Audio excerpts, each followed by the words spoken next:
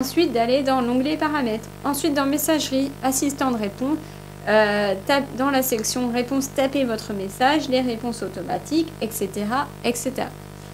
Donc ça, c'est finalement très simple. Hein. Je veux dire, quand je dis très simple, c'est très rapide à mettre en place, mais que grâce à ChatGPT, vous allez directement aller à l'essentiel avec une espèce de notice d'utilisation.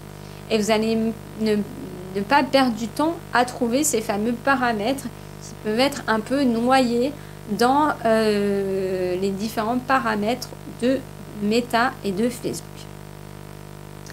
Et surtout,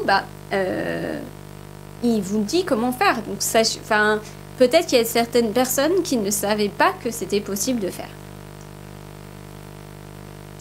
Autre typologie d'utilisation, comme je vous le disais, c'est l'analyse de vos KPI.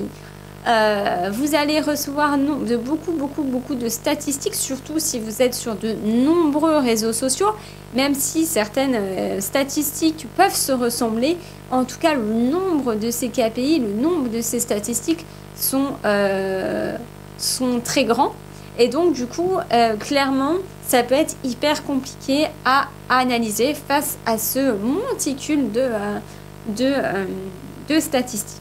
Et ChatGPT, grâce à la dernière version, peut alors vous accompagner dans l'analyse de vos données. Vous le voyez à gauche de l'écran, je lui ai dit « Je vais te transmettre les KPI issus de ma page Facebook sur les 3 derniers mois. À partir de ces KPI, peux-tu me faire une conclusion et une liste de recommandations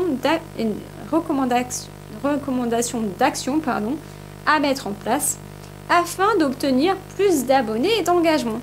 Tout simplement, j'ai exporté mes données de la page Facebook sur mes 3 derniers mois et je lui demande qu'il me fasse une petite conclusion, une liste de recommandations afin d'arriver à mon objectif de plus d'abonnements et d'engagement. Et là, du coup, vous voyez que dans sa réponse, il y a cette fameuse étape de conclusion et ensuite viendra les recommandations.